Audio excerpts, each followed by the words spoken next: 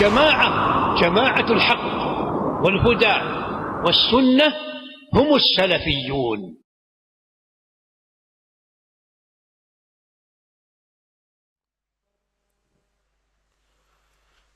إن الحمد لله نحمده ونستعينه ونستغفره ونعوذ بالله من شرور أنفسنا ومن سيئات أعمالنا. من يهده الله فلا مضل له ومن يضلله فلا هادي له، وأشهد أن لا إله إلا الله وحده لا شريك له، وأشهد أن محمدا عبده ورسوله. يا أيها الذين آمنوا اتقوا الله حق تقاته ولا تموتن إلا وأنتم مسلمون. يا أيها الناس اتقوا ربكم الذي خلقكم من نفس واحدة وخلق منها زوجها وبث منهما رجالا كثيرا ونساء، واتقوا الله الذي تساءلون به والأرحام إن الله كان عليكم رقيبا. يا أيها الذين آمنوا اتقوا الله وقولوا قولا سديدا يصلح لكم أعمالكم ويغفر لكم ذنوبكم، ومن يطع الله ورسوله فقد فاز فوزا عظيما. أما بعد، فإن خير الحديث كتاب الله، وخير الهدي هدي محمد صلى الله عليه وسلم، وشر الأمور محدثاتها، وكل محدثة بدعة، وكل بدعة ضلالة، وكل ضلالة في النار. فأعوذ بالله السميع العليم من الشيطان الرجيم. اهدنا الصراط المستقيم صراط الذين أنعمت عليهم غير المغضوب عليهم ولا الضالين. ہر قسم کی حمد و ثنا اللہ سبحانہ و تعالیٰ کے لیے لائق و زیبا ہے، جس نے ہم سب کو اس کی توحید اور عبادت کے لیے پیدا کیا. اللہ سبحانہ و تعالیٰ ہی کے لیے حمد ہے، دنیا میں، آخرت میں، ابتدا میں، انتہا میں، جس کے علاوہ کوئی سچا معبود نہیں اور جس کی طرف ہر ایک کو لوٹ کر جانا ہے. نبی اکرم صلی اللہ علیہ وسلم پر درود و سلام نازل ہو، فصلوات اللہ وسلامہ وبرکاتہ علیہ. حاضرین جمعہ، اللہ سبحانہ و تعالیٰ نے انسانوں پر اپنی بہت ساری نعمتیں نازل فرمائی ہیں، عطا فرمائی ہیں. وَإِن تَعُدُّوا نِعْمَةَ اللَّهِ لَا تُحْصُوهَا. انسان اللہ تبارک و تعالیٰ کی نعمتوں کو شمار بھی نہیں کر سکتا ہے. انسان کی نعمت چاہے وہ چھوٹی ہو چاہے وہ بڑی ہو، نعمت انسان کے لیے ہر ناحیے سے مفید ہے، اس سے وہ فائدہ اٹھاتا ہے. نعمتیں مختلف شکل میں اللہ سبحانہ و تعالیٰ نے ہمیں عطا کی ہیں. ان نعمتوں میں اللہ سبحانہ و تعالیٰ کی سب سے بڑی اور عظیم نعمت کون سی ہے؟ ہر مومن کو چاہیے کہ وہ اس نعمت پر غور کرے تاکہ اس کی شکر گزاری ہمارے اندر پیدا ہو، تاکہ اس نعمت کی حفاظت ہم سیکھ سکیں، تاکہ اس نعمت میں اضافہ ہو. اللہ سبحانہ و تعالیٰ اس لائق ہمیں بنائے. اس کے لیے مومن کو چاہیے کہ وہ سب سے بڑی نعمت کے بارے میں غور کرے. انسان کی زندگی میں جو نعمتیں ہیں، وہ نعمتیں مسلمان ہو کہ کافر ہو، دونوں میں مشترکہ نعمت آپ دیکھتے ہیں. جسے آپ نعمت تصور کرتے ہیں وہ دنیا ہے. دنیا کے اعتبار سے مسلمان ہو کہ کافر ہو، ہر ایک کے پاس وہ چیزیں آپ دیکھتے ہیں، چاہے وہ مال ہو، چاہے وہ اولاد ہو، چاہے وہ گھر ہو، چاہے وہ سواری ہو، چاہے وہ رشتہ دار ہو، چاہے وہ صحت ہو، چاہے وہ طاقت ہو، جوانی ہو، عزت ہو، شہرت ہو. آپ دیکھیں مسلمان ہو کہ کافر ہو، دونوں کے پاس یہ چیزیں پائی جاتی ہیں. فرما بردار ہو کہ نافرمان ہو، دونوں کے پاس یہ چیزیں پائی جاتی ہیں. اس وجہ سے قرآن کہتا ہے فَأَمَّا الْإِنسَانُ إِذَا مَا ابْتَلَاهُ رَبُّهُ فَأَكْرَمَهُ وَنَعَّمَهُ فَيَقُولُ رَبِّ أَكْرَمَنِ. کہ جب اللہ لوگوں کو چیزیں انعامات عطا کرتا ہے تو انسان یہ سمجھتا ہے کہ اللہ تبارک و تعالیٰ نے میرا اکرام کیا ہے، اور جب اللہ تبارک و تعالیٰ اسے آزماتا ہے تو وہ یہ کہتا ہے کہ اللہ سبحانہ و تعالیٰ نے میری اہانت کی. کلا، اللہ سبحانہ و تعالیٰ کہتا ہے بات دراصل ایسی نہیں ہے. جو بھی نعمتیں انسان کے پاس ہم دیکھتے ہیں، ایسا نہیں ہے کہ نعمت دینے کے بعد اللہ سبحانہ و تعالیٰ ان سے راضی ہے، یا نعمت چھیننے کی اس کا سبب اللہ کی ناراضگی ہے. دونوں باتیں نہیں. کلا، دونوں باتیں نہیں ہیں. بات کیا ہے؟ اللہ سبحانہ و تعالیٰ نعمت اپنی عطا کرتا ہے، وہ بھی آزمائش ہے. اللہ تبارک و تعالیٰ نعمت چھین لیتا ہے، وہ بھی آزمائش ہے. دونوں صورتوں میں انسان کے لیے آزمائش ہے. نعمتوں کا معاملہ ہی ایسے ہی ہے، انسان چاہے وہ نعمت میں ہو چاہے نعمت چھین لی جائے، دونوں صورت میں اس کے پاس آزمائش ہی ہے۔ اگر نعمت ملتی ہے وہ شکر ادا کرے، اللہ سبحانہ و تعالیٰ اس کے شکر کے سبب اس نعمت کو باقی رکھتا ہے، اور اگر نعمت چھن جاتی ہے وہ صبر کرے، اللہ تبارک و تعالیٰ صبر کرنے والوں کے ساتھ ہوتا ہے۔ اہل علم یہ کہتے ہیں کہ ان نعمتوں میں ایک ہی ایسی نعمت ہے جو اللہ تبارک و تعالیٰ کی رضامندی کی دلیل ہے، جس کو وہ دے دیتا ہے اس کا مطلب اللہ تبارک و تعالیٰ ہے، اس سے اللہ سبحانہ و تعالیٰ کی رضامندی ہے، اللہ تبارک و تعالیٰ خوش ہے، اپنی مرضی سے اللہ تبارک و تعالیٰ نے وہ نعمت اسے عطا کی ہے، اور وہ نعمت جو سب سے بڑی نعمت ہے، نعمت ہدایت۔ اللہ تبارک و تعالیٰ ہدایت انہیں دیتا ہے جنہیں وہ ہدایت دینا پسند کرتا ہے۔ اللہ سبحانہ و تعالیٰ ہر ایک کو ہدایت نہیں دیتا ہے، دنیا اللہ ہر ایک کو دیتا ہے، چاہے اسے پسند کرتا ہو چاہے ناپسند کرتا ہو، لیکن ہدایت اللہ تبارک و تعالیٰ صرف انہیں دیتا ہے جنہیں وہ پسند کرتا ہے۔ ہر مومن کو اللہ سبحانہ و تعالیٰ کا شکر ادا کرنا چاہیے کہ اللہ سبحانہ و تعالیٰ نے ہمیں دنیا کی سب سے عظیم نعمت، سب سے بڑی نعمت عطا کی ہے، وہ نعمت ہدایت ہے۔ ہدایت کسے کہتے ہیں؟ ہدایت کہتے ہیں حق کی پہچان، اس پر عمل، اس پر ثبات قدمی، اس کو ہدایت کہتے ہیں۔ حق کی شناخت ہو، صحیح کیا ہے، غلط کیا ہے، حق کیا ہے، باطل کیا ہے، توحید کیا ہے، سنت کی اتباع کیا ہے، انسان کو حق کی پہچان ہو، اس پر وہ عمل کرتا ہو، استقامت اختیار کرتا ہو، اسی کو ہدایت کہا گیا ہے۔ اور یہ انسان کو دی جانے والی سب سے بڑی نعمت ہے، اس سے بڑی کوئی اور نعمت نہیں ہے۔ اب دنیا میں غور کیجئے، دنیا میں کتنے مذہب ہیں، کتنے ادیان ہیں، کتنے فرقے ہیں۔ آپ سوشل میڈیا پر دیکھتے ہیں، اپنی آنکھوں سے دیکھتے ہیں، ہماری ہی عمر کے لوگ، ہم سے زیادہ اچھے نظر آنے والے، تندرست پڑھے لکھے لوگ، جانکار لوگ، لیکن وہ کفر میں ہیں، شرک میں ہیں، خرافات میں ہیں۔ بسا اوقات وہ انسان ہو کر انسان کی عبادت کرتے ہیں۔ ایسی گمراہیوں کے دلدل ہیں کہ انسان حیران ہو جاتا ہے کہ انہیں اتنی بھی سمجھ بوجھ نہیں ہے کہ یہ کام وہ کر رہے ہیں۔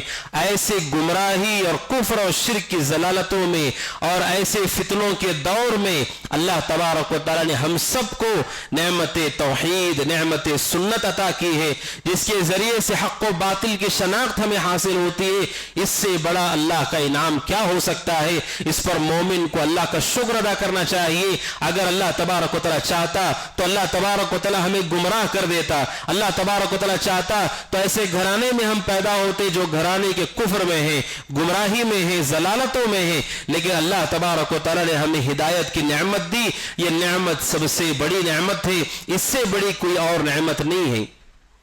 سورہ فاتحہ جو کہ قرآن مجید میں ترتیب کے اعتبار سے سب سے پہلی سورت ہے، اس سورت کی جو دعا ہے اہدنا الصراط المستقیم، اے اللہ تو ہمیں ہدایت دے، رہنمائی کر صراط مستقیم کی، یہ دعا مومن اللہ سبحانہ و تعالیٰ سے ہر نماز میں، ہر رکعت میں کرتا ہے۔ اتنی تکرار کے ساتھ کوئی اور دعا وہ نہیں کرتا ہے۔ اہدنا الصراط المستقیم، اے اللہ تو ہمیں رہنمائی فرما، ہدایت دے صراط مستقیم کی۔ ہر رکعت کے اندر وہ یہ کہتا ہے، ہر نماز میں وہ یہ کہتا ہے اللہ سبحانہ و تعالیٰ سے، صبح و شام یہ کہتا ہے۔ کیوں؟ کیونکہ انسان کی سب سے بڑی ضرورت بھی ہدایت ہی ہے، سب سے بڑی نعمت بھی ہدایت ہے، سب سے بڑی ضرورت بھی ہدایت ہے۔ کسی کے پاس دنیا میں کوئی کمی ہو، بھوکا پیاسا ہے، زیادہ سے زیادہ یہ ہوگا کہ دنیا ختم ہوگی، وہ مر جائے گا، لیکن اس کی موت کی وجہ سے وہ جہنم کا حقدار نہیں ہوگا۔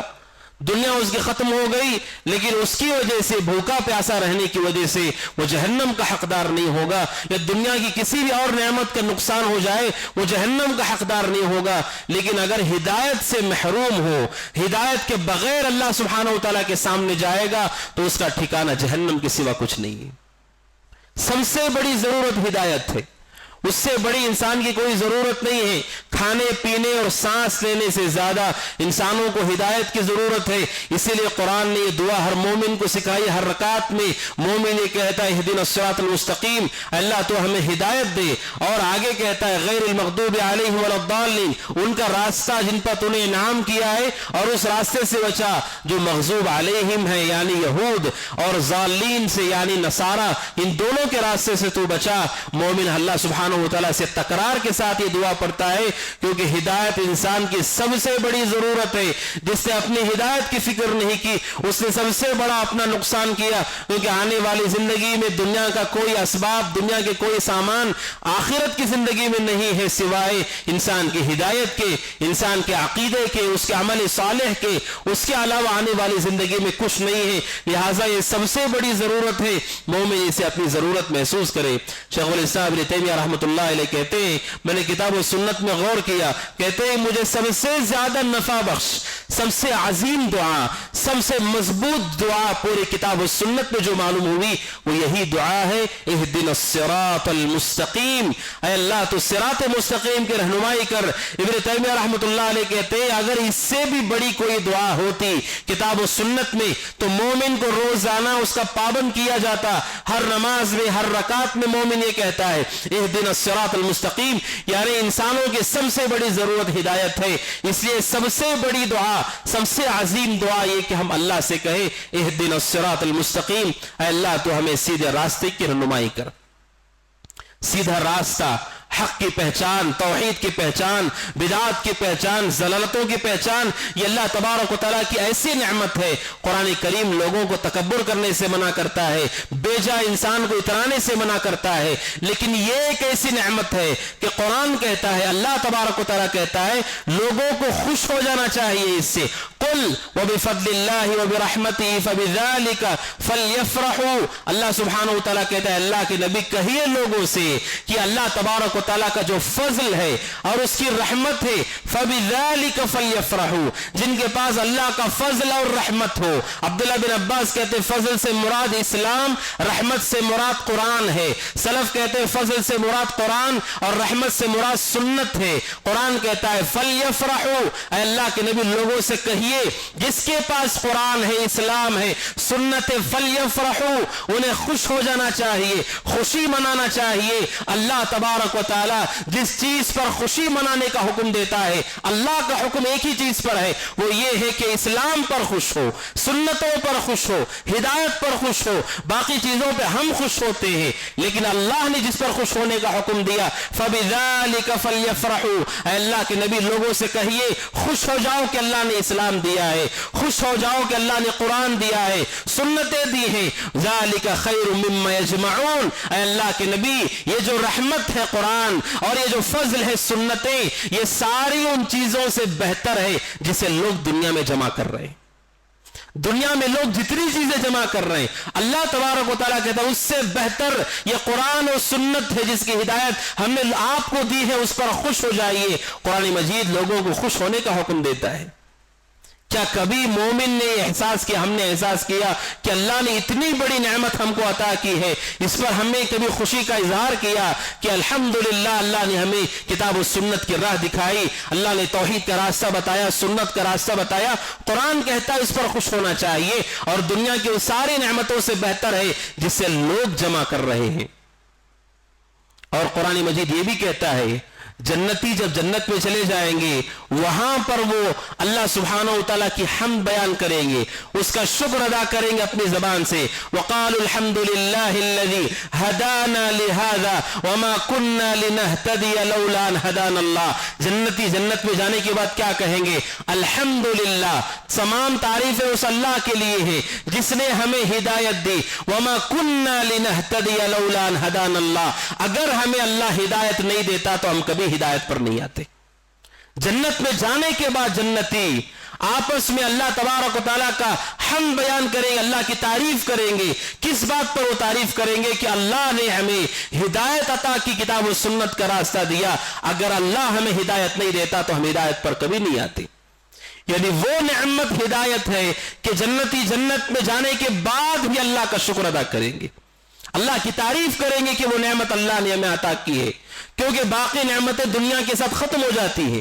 انسان کی صحت, انسان کا مال, انسان کی دولت, عزت, ساری چیزیں اس کی موت کے ساتھ یہیں پر ختم ہو جاتی ہیں. وہ ساری چیزیں اس کے ساتھ ہی ختم ہو جاتی ہیں. لیکن نعمت ہدایت ایسی نعمت ہے کہ انسان جنت میں جانے کے بعد بھی اسے اتنی خوشی ہوگی جب وہ اپنے انجام کو دیکھے گا, اللہ کا شکر ادا کرتے ہوئے اللہ کی تعریف کہے گا الحمدللہ الذی ہدانا لہذا. تمام تعریفیں اس اللہ کے لیے ہے جس نے ہمیں اس کی توفیق دی جس سے ہمیں ہدایت دی، اگر وہ ہدایت نہیں دیتا تو ہم گمراہ ہو جاتے. اور یہ نعمت ہدایت ایسی نعمت ہے جس کے بارے میں سارے امت کا اجماع ہے کہ یہ ہدایت صرف اور صرف اللہ کے اختیار میں ہے، نہ یہ انبیاء کے اختیار میں ہے، نہ فرشتوں کے اختیار میں ہے، یہ صرف اور صرف اللہ کے اختیار میں ہے. آپ خطبہ حاجہ، خطبہ جمعہ میں آپ سنتے ہیں ان الحمد للہ نحمده ونستعینه ونستغفره، اور آگے کہتے ہیں ومن یضلل اللہ فلا ہادی لہ ومن یہدہ اللہ فلا مضل لہ، کہ اللہ جس کو ہدایت دے اسے کوئی گمراہ نہیں کر سکتا. ومن یضلل فلا ہادی لہ، اور جسے اللہ گمراہ کر دے کوئی ہدایت نہیں دے سکتا. یعنی ہدایت و گمراہی کا اختیار صرف اور صرف اللہ کے پاس ہے. اللہ نے کسی کو اختیار نہیں دیا، اور اللہ تبارک و تعالیٰ نے اسے اپنے ساتھ خاص کیا ہے. قرآن مجید کی آیت کریمہ اللہ سبحانہ و تعالیٰ نے نبی اکرم صلی اللہ علیہ وسلم کے چچا کے حوالے سے بخاری کی مشہور حدیث جس میں بہت سارے عبرتیں نصیحتیں ہیں ہم سب کے لیے. سعید بن حزن کہتے ہیں کہ حضرت اللہ کے نبی علیہ السلام کے بارے میں کہتے ہیں نبی اکرم صلی اللہ علیہ وسلم کو جب پتا چلا کہ آپ کے چچا ابو طالب کی وفات کا وقت قریب ہے، ابھی ان کی روح قبض ہونے والی ہے، اللہ کے نبی علیہ السلام ان کے پاس پہنچے تاکہ انہیں نعمت ہدایت کے سلسلے میں آگاہ کرے. اللہ کے نبی ان کے پاس پہنچے. جب آپ پہنچے تو آپ سے پہلے ابو جہل، عبداللہ بن ابو امیہ وہاں پر موجود تھے، جو کفار میں سے تھے، کفار کے سرغنہ تھے، وہاں پر وہ موجود تھے. اللہ کے نبی نے اپنے چچا سے کیا کہا؟ آپ نے کہا یا عم قل لا الہ الا اللہ کلمۃ احاج لک بها عند اللہ. آپ نے کہا اے چچا لا الہ الا اللہ کہہ دیجئے، میں اللہ سبحانہ و تعالیٰ کے سامنے حجت پیش کروں گا کہ آپ نے لا الہ الا اللہ کا اقرار کیا، کہہ دیجئے لا الہ الا اللہ. نبی اکرم صلی اللہ علیہ وسلم نے اپنی چچا کے لیے سب سے آخری نعمت اس دنیا سے جاتے ہوئے اگر ہدایت ہو، اللہ سبحانہ و تعالیٰ انسان کا انجام کیا کرتا ہے؟ اللہ کے نبی نے فرمایا من کان آخر کلامہ لا الہ الا اللہ دخل الجنہ، جس انسان کا آخری کلمہ لا الہ الا اللہ ہو وہ جنت کا حقدار ہوگا. اس ہدایت کے ساتھ دنیا سے انسان جائے. آپ نے اپنے چچا سے کہا لا الہ الا اللہ کہہ دیجئے شفقت میں، اس لیے کہ آپ چاہتے تھے کہ وہ ہدایت پر آ جائیں. اللہ کے نبی کی خواہش تھی کہ ان کے چچا ہدایت یافتہ ہو جائے، لیکن ان کے ساتھی جو وہاں پر موجود تھے ابو جہل اور عبداللہ بن ابو امیہ نے کہا اترغب عن ملت عبد المطلب. انہوں نے ابو طالب سے کہا ابو طالب پوری زندگی اپنے باپ دادا کے دین پر رہے، عبد المطلب کی ملت پر رہے، اب دنیا سے جاتے ہوئے اگر تم نے عبد المطلب کا دین چھوڑ دیا، لوگ اسے عار سمجھتے ہیں کہ تم نے آخر دم میں باپ داداؤں کے دین کو چھوڑ دیا. جاہلیت کی حمیت ابو طالب کے دل میں پیدا کی، اور ایسا جملہ ہے اترغب عن ملت عبد المطلب. یہ نہیں کہا کہ بتوں کی عبادت پر باقی رہو، ان دونوں نے کہا عبد المطلب کی ملت پر باقی رہو. علماء کہتے جاہلیت کی حمیت پیدا کی ابو طالب کے دل میں کہ ان کے اندر احساس ہو کہ ہمارے باپ دادا کا یہ دین ہے، اور یہ حمیت انہیں روک دے توحید سے. اس لیے جملہ کہا عبد المطلب کی ملت کو چھوڑ دو گے اور ایسی حالت میں تم دنیا سے جاؤ گے. اللہ کے نبی تکرار سے، اللہ کے نبی نے جب یہ کہا لا الہ الا اللہ کہو، وہ تکرار سے عبد المطلب اب ابو طالب سے کہہ رہے تھے کہ عبد المطلب کی ملت کو نہیں چھوڑنا. اللہ کے نبی علیہ السلام کی تلقین کرنے کے بعد بھی سعید بن حزن کہتے ہیں ابو طالب نے وفات سے آخری جملہ ان کی وفات کے وقت تھا، آخر ما قال، سب سے آخری جملہ ابو طالب کے زبان سے نکلا علی ملت عبد المطلب، کہ میں اپنے باپ دادا عبد المطلب کے دین پر ہی مرتا ہوں. اسی پر ان کی موت ہوئی، اسی پر ان کی موت ہوئی. جب موت ہوئی نبی اکرم صلی اللہ علیہ وسلم پر قرآن مجید کی 2 آیتیں نازل ہوئی. ما كان للنبي والذين آمنوا ان يستغفروا للمشركين ولو كانوا اولي قربى من بعد ما تبين لهم انهم اصحاب الجحيم. اللہ کہتا ہے نبی کے لیے زیبہ نہیں دیتا ہے اور نہ کسی مومن کے لیے زیب دیتا ہے کہ وہ مشرکوں کے لیے استغفار کرے. من بعد ما تبين لهم، اگرچہ کہ وہ رشتہ دار کیوں نہ ہو. جب انہیں معلوم ہو گیا ہے کہ وہ جہنمی ہے، جب معلوم ہو گیا کہ وہ کفر پر مر چکے ہیں، اللہ تبارک و تعالیٰ کہتا ہے نبی کے لیے لائق نہیں ہے اور نہ اہل ایمان کے لائق ہے کہ وہ مشرکوں کے لیے استغفار کرے. رسول کو روک دیا گیا کہ آپ ابو طالب کے لیے استغفار نہیں کر سکتے. اور دوسری آیت نازل ہوئی انک لا تہدی من احببت ولکن اللہ یہدی من یشاء. اے اللہ کے نبی جسے آپ چاہتے ہیں اسے ہدایت نہیں دے سکتے، اللہ جسے چاہتا ہے انہیں ہدایت دیتا ہے. ہدایت اللہ تبارک و تعالیٰ کے اختیار میں ہے. آپ سوچئے ابو طالب 8 साल की उम्र में उन्होंने रसूल की कफालत ली, 8 साल की उम्र में रसूल की परवरिश को की जिम्मेदारी उन्होंने अपने पास ली। 40 साल अल्लाह के नबी की उम्र हुई, उसके बाद अल्लाह के नबी अलैहिस्सलाम के साथ 8 साल की जिंदगी उनको मिली। अबू तालिब ने अपने भतीजे के लिए सब कुछ किया, लेकिन उन्होंने कलीमे तौहीद का इकरार नहीं किया, आपके लिए ढाल बनकर लड़ते रहे, पूरी जिंदगी आपकी खिदमत की, आपका दिफा किया, लेकिन नेमत हिदायत से महरूम हो गए और कलीमे तौहीद का इकरार नहीं किया। अबू तालिब जो रसूल के चचा हैं, जिन्होंने रसूल की निगरानी की, बचपन से परवरिश की दादा की वफात के बाद, लेकिन चूंकि हिदायत नेमत की हिदायत से महरूम हो गए, उनका ठिकाना भी नारे जहन्नम है। अब सोचिए, अल्लाह सुब्हानहू व तआला ने हमें उस नेमत के लिए मुंतखब किया। जिस कलीमे का इनकार किया अबू तालिब ने, उसी कलीमे का इकरार हम करते हैं और ला इलाहा इल्लल्लाह का इकरार करते हैं, उसकी तरफ दावत देते हैं लोगों को और लोगों को शिर्क से मना करते हैं। कितनी बड़ी सआदत की बात है कि जिस नेमत हिदायत से वो महरूम हो गए और अल्लाह तबारक व तआला ने वो नेमत हमें अता की है, उस नेमत पर मोमिनों को अल्लाह का शुक्र अदा करना चाहिए, उसकी तारीफ बयान करना चाहिए कि अल्लाह सुब्हानहू व तआला ने हमें ये नेमत अता की है। और नेमत हिदायत अल्लाह सुब्हानहू व तआला के इख्तियार में है और अल्लाह तबारक व तआला जिसे चाहता है हिदायत देता है। और हिदायत के बाब में अहले इल्म कहते हैं 2 रास्ते होते हैं गुमराही के, दोनों में से किसी एक रास्ते पर भी आदमी चलता है वो गुमराह हो जाता है, हिदायत से दूर हो जाता है। एक है मग़ज़ूब अलैहिम, मग़ज़ूब अलैहिम से मुराद यहूद है, मग़ज़ूब अलैहिम से मुराद यहूद है। यहूद का मामला ये था कि वो हक को पहचानते थे, हक की शनाख्त उनके पास थी, लेकिन उन्होंने उसे कबूल नहीं किया और उस पर अमल नहीं किया और यही उनकी गुमराही का सबब है, हिदायत से वो महरूम हो गए। अगर सिर्फ हक की शनाख्त हो, मालूम हो कि ये हक है, अगर आप कबूल नहीं करते उसको, ये सिर्फ मारिफत हमें नफा नहीं देगी। ऐसे कितने अल्लाह के बंदे हैं जो ये जानते हैं कि तौहीद ही नजात है, इत्तिबाए सुन्नत ही कामयाबी है, शनाख्त रखने के बाद भी वो हिम्मत और जुर्रत के साथ उसे कबूल करने के लिए तैयार नहीं, सिर्फ शनाख्त है, अमल उसी बातिल चीजों पर है। अगर यहूद के राह पर आदमी चलता है, वो भी हिदायत पर नहीं, क्योंकि वो भी मग़ज़ूब अलैहिम है, हक की शनाख्त काफी नहीं है। इस वजह से कुरान कहता है यारिफूनहु कमा यारिफून अबनाहुम, यहूद को नबी के बारे में इतना इल्म है जैसे उन्हें अपने बेटों की शनाख्त है, उतनी ही शनाख्त उन्हें रसूल के बारे में है कि ये सच्चे और पक्के रसूल हैं। इसके बाद भी उन्होंने उसे कबूल नहीं किया। हक की मारिफत हो ये काफी नहीं, जब तक आदमी हक को कबूल नहीं करता, ये यहूद का तरीका है। और दूसरा ज़ालिन का मतलब वो जिन्होंने हक को पहचाना ही नहीं और बातिल पर वो अमल कर रहे हैं, मेहनत कर रहे हैं, ये गुमराही का दूसरा रास्ता है। ऐसे भी लोग हैं जिन्होंने हक को कभी पहचाना नहीं, हक की शनाख्त नहीं की, लोगों से कहते दीन को फैलाना चाहिए, दीन के लिए मेहनत करना चाहिए, हक को गालिब करना चाहिए, लेकिन आप उनसे पूछे हक क्या है, दीन खालिस क्या है, दीन किसे कहते हैं, उन्हें जब उसी का इल्म नहीं है, फिर दावत और तबलीग किस चीज की होगी, किस चीज को वो नशर करेंगे। ये ज़ालिम यहूद, ये नसारा का तरीका है कि उन्होंने हक को पहचाने बगैर अमल किया और कोशिशें की, ये भी उनके लिए खसारे का सबब है।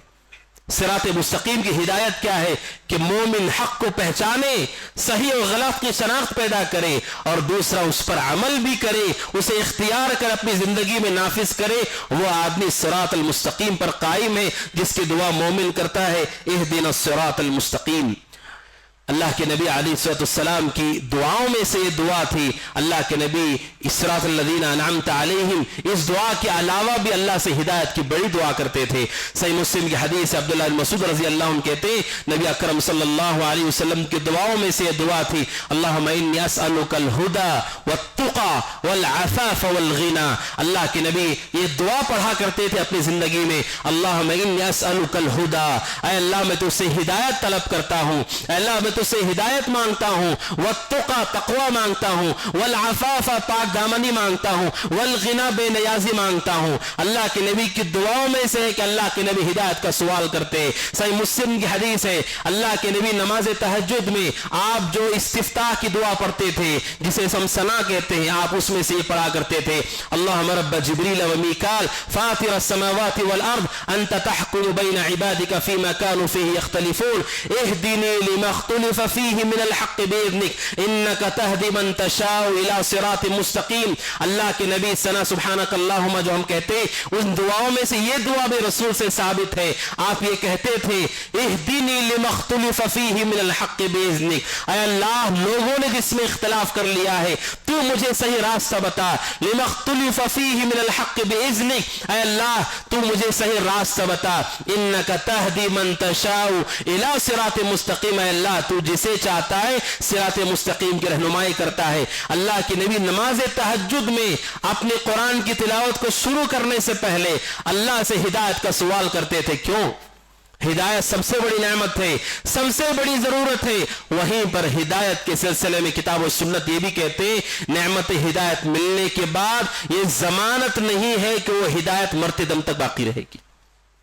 ہدایت ملنے کے بعد آخر تک انسان اس پر رہے گا، اس کی کوئی ضمانت نہیں ہے. ہدایت کے بعد بھی گمراہی آتی ہے. انسان حق پر آنے کے بعد پھر باطل میں چلا جاتا ہے، سنت پر آنے کے بعد بدعت میں جاتا ہے، توحید پر آنے کے بعد شرک میں جاتا ہے. اس لیے ہر مومن کو ڈرنا چاہیے کہ یہ ہدایت کی نعمت اسے چھین نہ لی جائے. اس لیے بعض سلف کے بارے میں ہے انہیں سب سے زیادہ دنیا میں ایک چیز کا غم تھا. وہ غم یہ تھا کہ موت سے پہلے پہلے اللہ اگر ہدایت کو چھین لے گا تو کیا ہوگا. سب سے زیادہ انہیں ڈر اسی چیز سے لگتا تھا. اس لیے مومنوں کی دعاؤں میں سے ہے ربنا لا تزغ قلوبنا بعد اذ ہدیتنا، اے اللہ ہمارے دلوں کو ٹیڑھا مت کرنا. بعد اذ ہدیتنا، ہدایت دینے کے بعد اے اللہ ہمارے دلوں کو صحیح راستے پر باقی رکھ، انہیں ٹیڑھا ہونے سے بچا لے. کیوں؟ کیونکہ ہدایت کے بعد بھی گمراہی آتی ہے. اور کتنے واقعات آپ سنتے ہیں اور جانتے ہیں کہ مسلمان وہ لوگ جو توحید پر تھے، جنہیں حق کی شناخت تھی، وہ مرتد ہو کر کے چلے گئے، اپنے مفاد کے لیے گمراہیوں میں چلے گئے، اس کے دلدل میں چلے گئے. مومن کو اللہ سے دعا کرنا چاہیے ربنا لا تزغ قلوبنا بعد اذ ہدیتنا، اے اللہ ہدایت کے بعد ہمارے دلوں کو ٹیڑھا نہ کر. اس لیے کہ ہدایت کے بعد بھی گمراہی آتی ہے. ایسے فتنے لوگوں کے دلوں پر پیش ہوتے ہیں کہ انسان اسلام کو چھوڑ دیتا ہے. اس لیے اللہ کے نبی علیہ السلام نے حدیث میں فرمایا قیامت کے قرب آپ نے فرمایا بادروا بالاعمال فتنا كقطع الليل المظلم، آپ نے کہا عمل کرنے میں جلدی کرو اس سے پہلے کیسے فتنے آنے والے ہیں. آپ نے کہا كقطع الليل المظلم، آپ نے کہا اندھیری تاریک راتوں کی طرح فتنے آنے والے ہیں.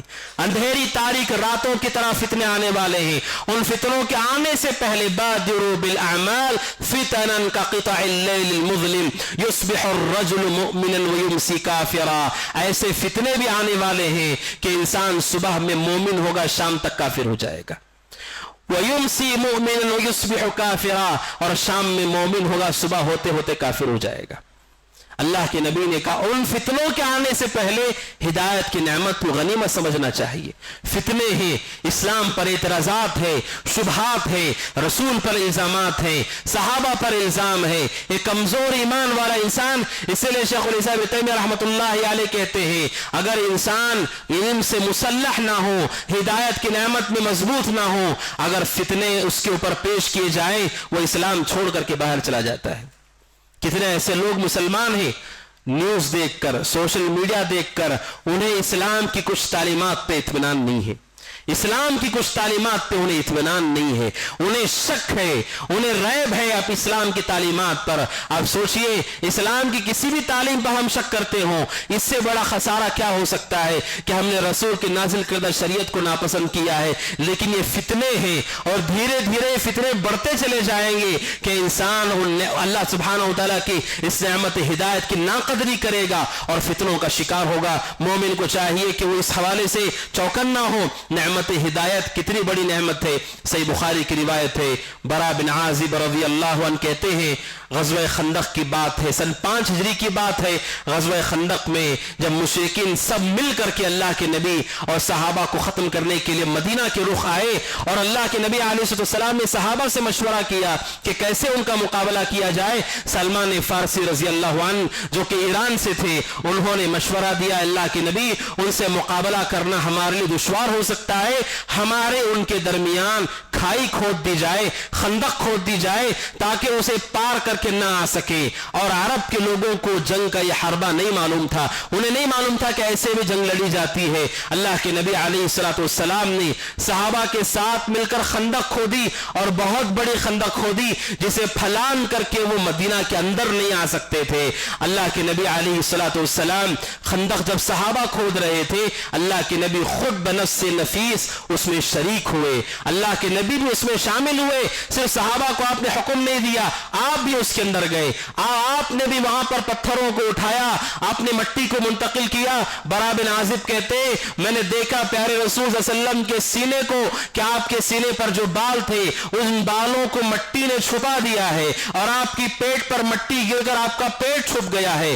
یعنی آپ ان کے ساتھ مل کر اس کام میں لگے ہوئے تھے, اور یہ آپ کا تواضع اور آپ کا اخلاص تھا. اور اس موقع پہ اللہ کے نبی یہ اشعار کہہ رہے تھے, اللہم لولا انت مہتدینا ولا تصدقنا ولا صلینا فانزل سکینۃ علینا وثبت الاقدام الا قینا. اللہ کے نبی مٹی اٹھاتے ہوئے ان جملوں کو, ان اشعار کو دہرا رہے تھے, اللہم لولا انت, اے اللہ اگر تو نہ ہو, ما تصدقنا ولا صلینا, اے اللہ اگر تو نہ ہو تو ہمیں کبھی ہدایت نہیں ملتی, ہم کبھی نماز نہیں پڑھ سکتے, ہم کبھی صدقہ نہیں کر سکتے. اے اللہ اگر تو ہدایت نہیں دیتا تو کبھی ہمیں ہدایت نہیں ملتی. اے اللہ ہمارے دلوں میں سکون کو نازل فرما, ہمارے قدموں کو مضبوط فرما. مشرکین سے مقابلہ کرتے ہوئے نبی اکرم صلی اللہ علیہ وسلم اللہ سے دعا کر رہے تھے, اور اللہ سبحانہ و تعالیٰ کی تعریف کر رہے تھے کہ اللہ سبحانہ و تعالیٰ نے ہدایت دی, اس لیے ہم نماز بھی پڑھ رہے ہیں, دیگر اعمال بھی کر رہے ہیں. اور اللہ کے نبی علیہ السلام نے اس نعمت ہدایت کا صحابہ کو احساس کروایا کہ انسان کی زندگی کی سب سے بڑی نعمت اور سب سے بڑا سرمایہ یہی نعمت ہدایت ہے. اسی وجہ سے آپ قرآن مجید کی آیت کریمہ خطبہ جمعہ میں سنتے ہیں, وَلَا تَمُوتُنَّ إِلَّا وَأَنْتُمْ مُسْلِمُونَ. قرآن کہتا ہے اے وہ لوگوں جو ایمان لائے ہو, اللہ سے ڈرو, اللہ کا تقوی اختیار کرو. وَلَا تَمُوتُنَّ إِلَّا وَأَنْتُمْ مُسْلِمُونَ.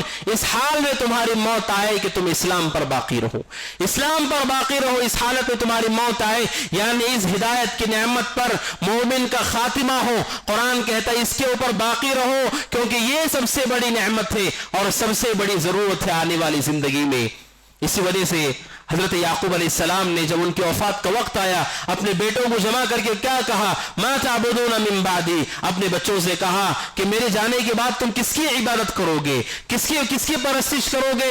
انہوں نے کہا نعبد الہک و الہ آبائک, ہم تمہارے معبود کی اور ہمارے باپ داداؤں کے معبود ابراہیم, اسحاق اور اسماعیل کے معبود اللہ کی عبادت کریں گے. ونحن له مسلمون, اور حالت اسلام میں رہیں گے. حضرت یعقوب علیہ السلام نے وفات سے پہلے اپنے بیٹوں کو کیوں یہ سوال کیا, کیونکہ سب سے بڑی نعمت ہدایت کے لیے مومن کو ہمیشہ فکر مند ہونا ہے کہ وہ نعمت ہدایت ہمارے پاس باقی رہے, اس سے محروم نہ ہو, اور ہر وہ فتنہ جو ہمیں اس سے دور کر سکتا ہے اس کے بارے مومن کو چوکنا ہونا چاہیے تاکہ اس کی نعمت ہدایت میں کوئی خرابی نہ آئے.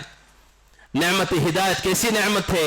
حضرت ابراہیم علیہ السلام نے اپنے والد کو نعمت پیش کی, دعوت توحید دی, دعوت ہدایت دی. ان کے والد نے اس کا انکار کر دیا, اور کل قیامت کے دن ان کے والد کا کیا معاملہ ہوگا. صحیح بخاری کی روایت ہے کہ کل قیامت کے دن ابراہیم کی ملاقات اپنے والد آزر سے ہوگی, اور ابراہیم علیہ السلام کو دیکھ کر کہیں گے الیوم لا عصیک, اے ابراہیم میں نے زندگی میں تمہاری بات نہیں مانی, لیکن اب میں تمہاری نافرمانی نہیں کروں گا, اب میں تمہاری کسی بات کو نہیں جھٹلاؤں گا. ابراہیم علیہ السلام کے والد آزر ابراہیم علیہ السلام سے میدان محشر میں کہیں گے کہ میں آج کے بعد تمہاری نافرمانی نہیں کروں گا. ابراہیم علیہ السلام اللہ سے کہیں گے اے اللہ تو نے وعدہ کیا تھا کہ تو مجھے رسوا نہیں کرے گا, یہ میرے والد ہیں. اللہ تبارک و تعالی ابراہیم سے کہے گا دیکھو ان کی طرف, اللہ تبارک و تعالی ان کو ایک جانور کی شکل میں تبدیل کرے گا, اور اللہ کے حکم سے انہیں جہنم میں پھینک دیا جائے گا. اور ابراہیم علیہ السلام کے سامنے ہی یہ چیز ہوگی. صحیح بخاری کی یہ روایت ہے, یہ روایت بتاتی ہے انبیاء ہوں, اتقیاء ہوں, صالحین ہوں, کوئی بھی ہوں, اگر ہدایت نہ ہو, ہدایت کے بغیر نجات کا کوئی تصور شریعت میں نہیں ہے.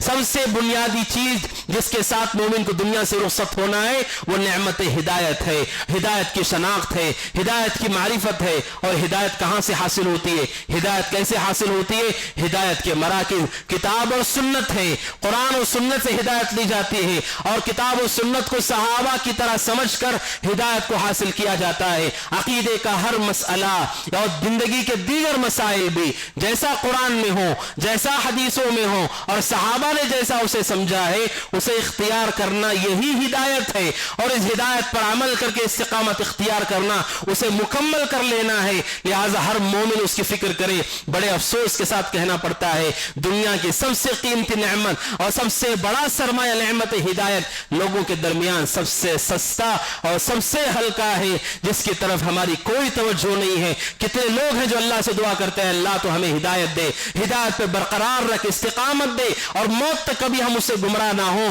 کون ہے جو اللہ سے کہتا ہے جس سرمایہ کے ساتھ ہماری نجات ہونی ہے, اس نعمت کی سلسلے میں ہمارے پاس کیا احساس ہے اس کا؟ یہ بتاتا ہے میرے بھائیوں کہ ہم نے سب سے بڑی نعمت کی ناشکری کی ہے. اور خوف ہے وہ لوگ جو اللہ کی نعمتوں کی ناشکری کرتے ہیں, ان پر خوف ہے کہ کہیں ایسا نہ ہو کہ وہ نعمت اللہ تبارک و تعالیٰ ان سے چھین لے, کہیں ایسا نہ ہو کہ اللہ تعالیٰ ان سے اس نعمت کو چھین لے. لہذا مومن کو ہمیشہ اس کی فکر کرنا چاہیے, نعمت ہدایت کی اللہ سے دعا کرنا چاہیے. اور قرآن یہ بھی کہتا ہے ہدایت کے اندر اضافہ ہوتا ہے, زیادتی ہوتی ہے, اس کی حد اللہ کے سوا کوئی نہیں جانتا ہے. والذین اہتدوا زادہم ہدی, قرآن کہتا ہے جو ہدایت پر آتے ہیں اللہ ان کی ہدایت میں اضافہ کرتا ہے. ہدایت پر جو لوگ آتے ہیں اللہ انہیں مزید ہدایت دیتا ہے. علماء کہتے ہیں کہ جس قدر آدمی ہدایت کا حریص ہوتا ہے, فکر مند ہوتا ہے, خواہش مند ہوتا ہے, کوشش کرتا ہے, اللہ تعالیٰ مزید اسے ہمت دیتا ہے, ہدایت دیتا ہے. اور جب ہدایت اس کے پاس مضبوط ہوتی ہے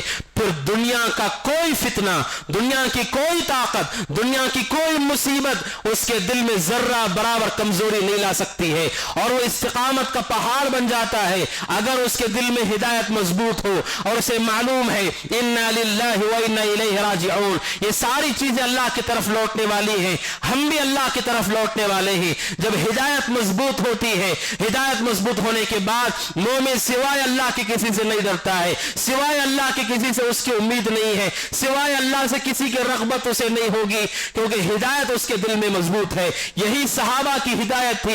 جب ان کی ہدایت پختہ تھی, انہیں معلوم ہوا کہ مشرکین نے گھیر لیا ہے اور انہیں قتل کرنے کی پوری پابندی کی گئی ہے, انہوں نے اللہ سبحانہ و تعالیٰ سے سوائے یقین کے کوئی اور چیز اضافہ نہیں کرتے ہیں. ان کی مضبوطی بتاتی ہے کہ دلوں میں ہدایت پیوست ہے, اور جتنی ہدایت کمزور ہوتی ہے اتنا ہی انسان کا ایمان بھی کمزور ہوتا ہے, اتنا ہی وہ لوگوں سے ڈرنے والا ہوتا ہے, فتنوں کا شکار ہوتا ہے, اور وہ دیگر مصائب کے آگے گھٹنے ٹیک دیتا ہے. اور جتنا توحید پر گامزن ہوتا ہے اسے معلوم ہے اللہ تبارک و تعالی نے ہمیں پیدا کیا ہے, مقصد زندگی عبادت ہے, اسے عبادت پر میں قائم ہوں.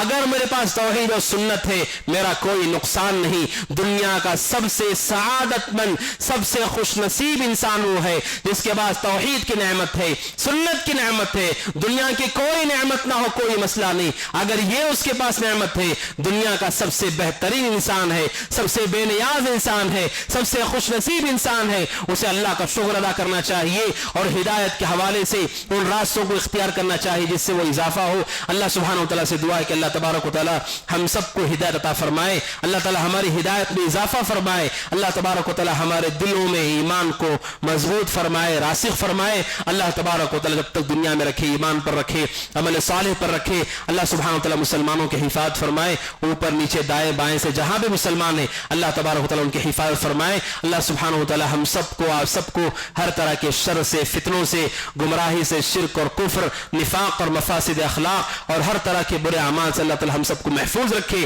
اللہ تعالیٰ ہمارے اور گناہوں کے درمیان دوری فرمائے, جس طرح مشرق و مغرب کے درمیان دوری ہے یا اس سے بھی زیادہ اللہ تعالیٰ تبارک و تعالیٰ دوری فرمائے. اور اللہ سبحانہ و تعالیٰ ہم سب کو نبی اکرم صلی اللہ علیہ وسلم کی سنتوں کا اختیار کرنے والا, آپ سے محبت کرنے والا اور آپ کے راستے پر چلنے والا بنائے. اللہ سبحانہ و تعالیٰ ہم سب کو صحابہ کے منہج, ان کے راہ, ان کے راستے پر چلنے کی توفیق عطا فرمائے. اللہ تبارک و تعالیٰ ہم سب کو نعمت ہدایت سے مالا مال فرمائے. اے اللہ جو گمراہی میں ہیں ہم سب کو ہدایت عطا فرما, ان کو صحیح راستے پر اللہ سبحانہ و تعالیٰ گامزن فرما. اے اللہ سبحانہ و تعالیٰ جو حق کے متلاشی ہیں اللہ تبارک و تعالیٰ ان سب کو حق عطا فرما, حق کی رہنمائی فرما. اللہ سبحانہ و تعالیٰ ہم سب کو ہر اس چیز سے دور فرما جو جو ہمارے ایمان میں کمزوری کا سبب ہوں اور ہمارے گناہوں میں اضافے کا سبب ہوں، اللہ سبحانہ وتعالی ہم سب کو دنیا میں رکھے، اس حال میں رکھے کہ اللہ تعالی ہم سے راضی ہو، اور اس حال میں بلائے کہ اللہ تعالی ہم سے راضی ہو اور ہم اللہ سبحانہ وتعالی سے راضی ہوں۔ اقول قولی هذا واستغفر الله لي ولكم ولسائر المسلمين من كل ذنب وخطيئة فاستغفروه إنه هو الغفور الرحيم. وقل جاء الحق وزهق الباطل إن الباطل كان زهوقا